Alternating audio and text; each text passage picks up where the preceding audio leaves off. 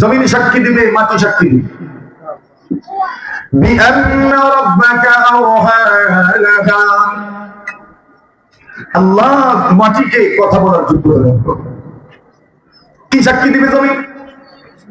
অমুক জায়গায় বসেছেন, সুবহানাল্লাহ পড়েছেন, আলহামদুলিল্লাহ পড়েছে, পক্ষের সাক্ষী। অমুক জায়গায় বসেছিল, গীবত করেছে, চুগলখড়ি করেছে, বিপক্ষের সাক্ষী। পক্ষেও সাক্ষী হতে পারে, বিপক্ষেও সাক্ষী হতে পারে। এখন যদি মাটি সাক্ষী দেয় তো বাস্তব কেন? বিমা উমিলা আলা যাহরিহা, জমিনের উপর যা হয়েছে জমিন সাক্ষী দিবে। আল্লাহ বলেন এরপরেও যদি তোমার বুঝে না ধরে, তবে আমি স্পেশাল সাক্ষী রাখছি। ওয়া ইন্না আলাইকুম লাহাফিজিন কিরামান কাতিবিন ইয়ালামুনা মা তাফআলুন। আল্লাহ বলতেন সবার জন্য তত্ত্বাবধায়ক বানায় রাখছেন। ওরা কারা? কিরামান কাতিবিন, সম্মানিত লেখক, ফেরেশতারা লিখবেন, লেখাতে কোনো ভুল নেই।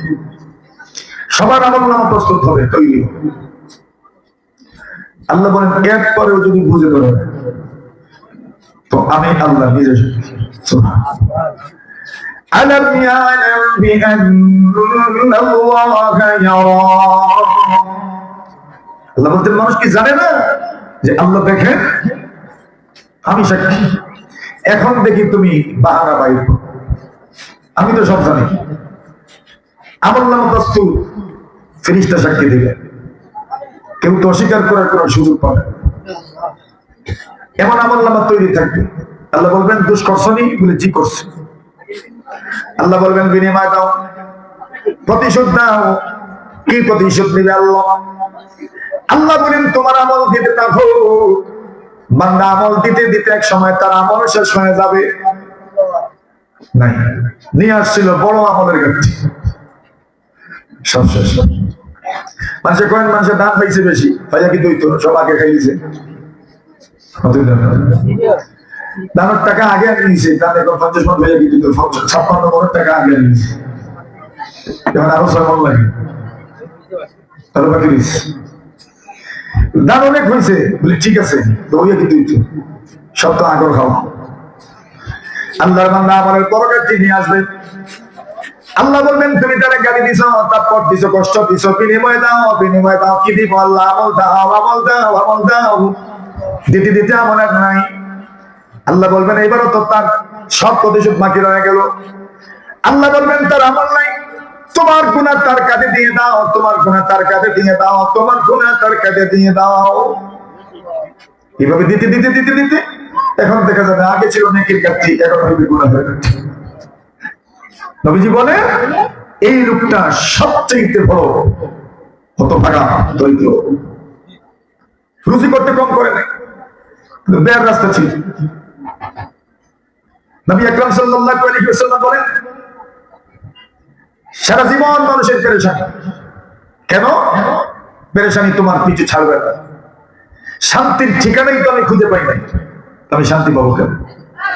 ومن أعرض عن ذكري فإن له معيشة ضنكا ونحشره يوم القيامة أعمى قال رب لم حشرتني أعمى وقد كنت بصيرا قال كذلك أتتك آياتنا فنسيتها وكذلك اليوم تنسى। আল্লাহ বলছেন মানে আরো তো জিকির, কেউ যদি আমার কোরআন থেকে গাফিল হয়ে যায়। জিকির মানে কোরআন, কোরআনে মাজিদের প্রসিদ্ধ 5 নামের এক নাম জিকির। ইন্না নাহনু নাযালনা যিকরা ওয়া ইন্না লাহু লাহাফিজুন। আল্লাহ বলছেন আমি কোরআন নাযিল করেছি। এখানে জিকির বলছেন, কোরআন বলেন।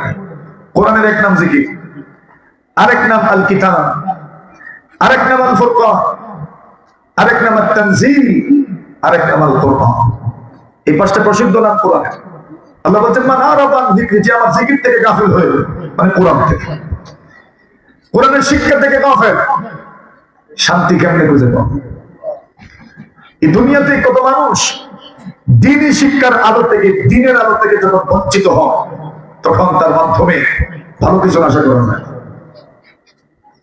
আর কোরআনের শিক্ষা থেকে গাফিল, আল্লাহর জিকির থেকে, জিকিরের আরেক অর্থ যেটা আমরা জিকির করি, মন থেকে যেটা আসে লা ইলাহা ইল্লাল্লাহ, পড়েন লা ইলাহা ইল্লাল্লাহ, এটা জিকির। এই জিকির থেকে যারা গাফিল হয়ে যায়, জীবনে আর কোথাও শান্তি খুঁজে পাওয়া যায়। সবচেয়ে শান্তি কোন জায়গায়?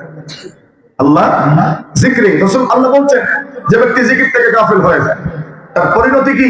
ফাইন্না লাহু মাঈশাতান দানকা, জীবনটাই সংকীর্ণ হয়ে যায়, সংকুচিত হয়ে যায়।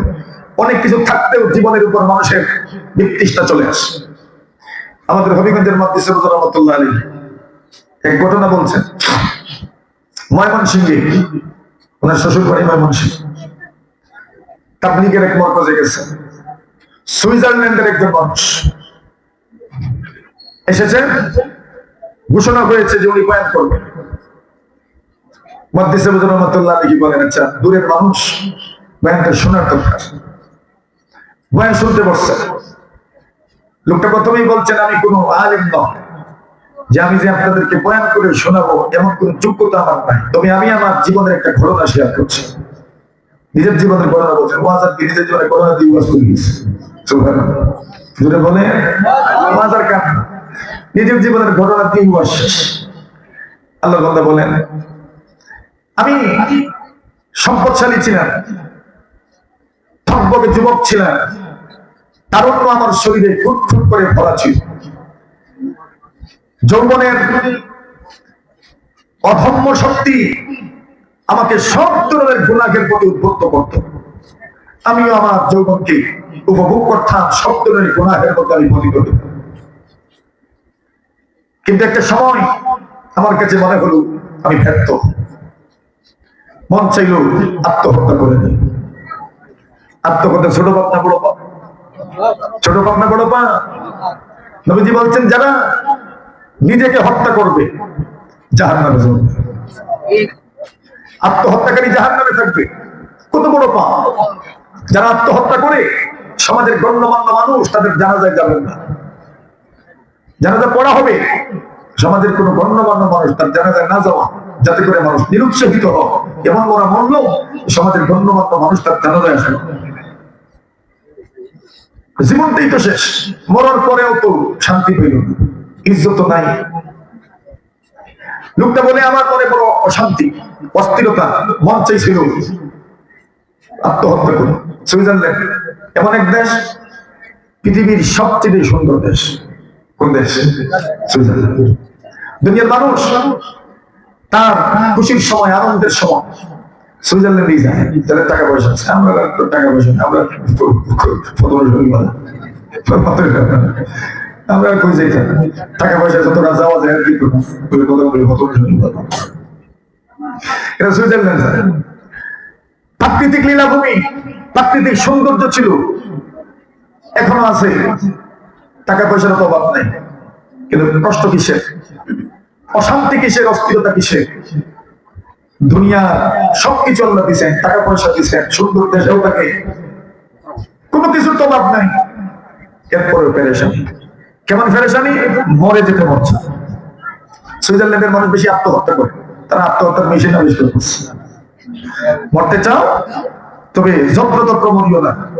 আগে আমাদের কাছে আবেদন করো, সরকারি ভাবে তোমরা মারবো মেশিন দিয়ে। আত্মহত্যার মেশিন আছে, এবং মেশিনের কোয়ালিটিও আছে। এটা যদি মরতে চাও তো কষ্ট একটু বেশি, আর এই মেশিনে যদি মরতে চাও কষ্ট একটু কম হবে। এখন আচ্ছা বলেন, মৌতের নির্ধারিত সময় আছে না নাই? নির্ধারিত সময় আছে। একটু আগ হবে না, একটু পিছ হবে না। إذا جاء أجلهم لا يستأخرون ساعة ولا يستقدمون। মৃত্যু যখন চলে আসবে, সামান্য পরিমাণ আর পিছ হবে না। এরা আত্মহত্যা করে। এখন সরকারি লাইন ধরতে ধরতে এখন আত্মহত্যা করার মতো মানুষের অভাব নেই, লাইন লম্বা। এখন আত্মহত্যার যে বিভাগ আছে, এই বিভাগ থেকে সিরিয়াল দেওয়া, 15 দিন পরে তোমার সিরিয়াল, 20 দিন পরে তোমার সিরিয়াল, 30 দিন পরে তোমার সিরিয়াল, 1 সপ্তাহ পরে তোমার সিরিয়াল, তুমি 1.5 মাস পরে আসবে। যুবক বলে আমি আত্মহত্যার জন্য আবেদন করলাম, আমার নাম আসবে বুঝি 1 মাস পরে। কয় মাস পরে? আল্লাহর বান্দা বলে আমার এখনই মন পরে যেতে মন চায়, 1 মাস কেউ অপেক্ষা করতো। দুনিয়ার ব্যাপারে তার এত অশান্তি, অস্থিরতা, এত অশক্তি, মরে যেতে চায়, বাঁচতে চায় না, কোনোভাবেই বাঁচতে চায় না। আল্লাহর বান্দা বলে কোনো মতে কষ্ট করে, ঘুম নাই, শান্তি নাই, অশান্তি থাকলে ঘুম আসে না, চোখে কোনো ঘুম নাই। আর যাদের ঘুম হয় না, ওষুধ খাইতে খাইতেও যদি ঘুম হয় না, এদের মতো কষ্ট আর কার আছে? আল্লাহর বান্দা বলেন 1 মাস পরে যখন আমার সিরিয়াল আসলো, সিরিয়ালের দিন গেলাম, যেই মাত্র আমার আত্মহত্যা করার সময় আসলো, এমনিতেই বিদ্যুৎ চলে গেল। সুবহানাল্লাহ বলেন। যার হায়াত আছে এ আত্মহত্যার এন্ট্রি করবে বর্তমানে, কেন তার কি আছে জুড়ে বলেন। আর হায়াত মক্কার হাতে, আল্লাহ যেদিন মরার নির্দেশনা জারি করবে সেদিনই বলবে। আল্লাহ বান্দা বলেন যখন কারেন্ট গেল, বিদ্যুৎ গেল, উন্নত রাষ্ট্রে বিদ্যুৎ যায়, এটা বিশ্বাস করতো না, এরপরে বিদ্যুৎ গেছে, বুঝাই যাচ্ছে কুদরতের খেলা, কথা কোন ঠিক না বেটি? আল্লাহ জানেন কি হবে। আল্লাহর বান্দা বলেন বিদ্যুৎ আসতে আসতে এমন দিনে আসলো, যত সময় আমার জন্য বরাদ্দ ছিল তা চলে গেছে। এবার আত্মহত্যার জিম্মাদার যিনি, বিভাগের জিম্মাদার যিনি বলেন আপনার জন্য যতটুকু সময় বরাদ্দ ছিল তা শেষ হয়ে গেছে, এখন অন্যের সিরিয়াল আসছে। আপনি আত্মহত্যা করতে পারবেন না, তবে এক কাজ করো, ডাক্তার দেখাতে মতো লাইন থাকো, দেখি কেউ যদি মিস করে তো তোমার ঢুকে দিন। কিটা করতো? আত্মহত্যা করতো, বলছে একটু অপেক্ষা করো, যদি কেউ মিস করে তোমার ঢুকে। আল্লাহ বান্দা করো, আমরা এরপর ঢুকো, আমি অপেক্ষা করবো, মরতে চাই না, বাঁচতে চাই না। আল্লাহ বান্দা বলেন কিন্তু বসতে বসতে আর আমার সিরিয়াল আসলোই না, এই দিনের মতো শেষ। এখন আর বলে সিরিয়াল তো বলে আর 1 মাস পরে। হায়াত মত কার হাতে? নির্ধারিত তারিখেই মরতে হবে, আগে মরতে পারবেন না।